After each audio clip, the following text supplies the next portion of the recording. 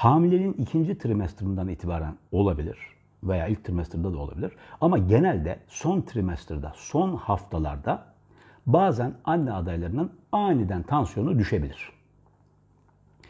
Ve bu durumda işte ne olur? Halsizlik olur, işte çarpıntı olur, bayılma hissi olur. Hatta bazen kusma bile olabilir refleks olarak.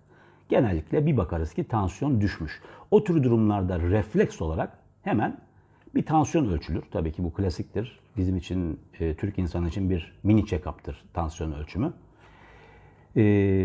Ve refleks olarak hemen ne denir? Ayran iç, bacaklarını yükselt, duvara yasla, yükselt falan filan. Bunlar işe yarayabilir. Ama çok daha basit, mekanizması nedeniyle daha etkili olan bir yöntemle anne adayını sol yanına yatırmak. Sol yanına yatırıldığı zaman bu sol yanına yatma hadisesi özellikle burada önem kazanıyor işte. Peki bu nasıl etki ediyor? Sol yanına yatırılınca vücudun geri kalanından kalbe dönen kan miktarı artıyor.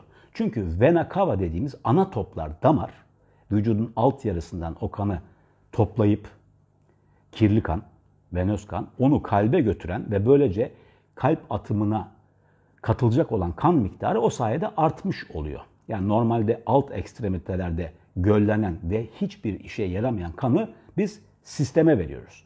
Sisteme verdiğimiz zaman o zaman ne oluyor? Tabii ki beyne giden kan miktarını da artırmış oluyoruz ve o bayılma hissi ortadan kalkıyor. Yani esas sorun burada tansiyon düşüklüğü değil, tansiyon düşüklüğünün ortaya çıkma nedeni. Tansiyon düşüklüğünün ortaya çıkma nedeni plasenta ön plandadır.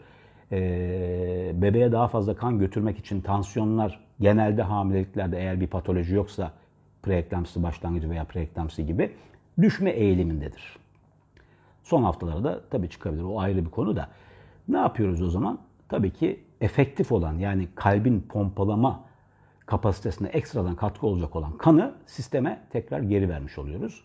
Yani bacaklarda göllenen, alt ekstremitelerde göllenen kanı kalbe döndürmüş oluyoruz. Böylece kalp daha fazla miktarda kan pompalamış oluyor ve plasentaya gerekli olan kanı verdikten sonra beyne gidecek olan kan miktarı da böylece artmış oluyor ve belirtiler genelde hızlı bir şekilde ortadan kalkmış oluyor. Ama şunu da unutmamak lazım.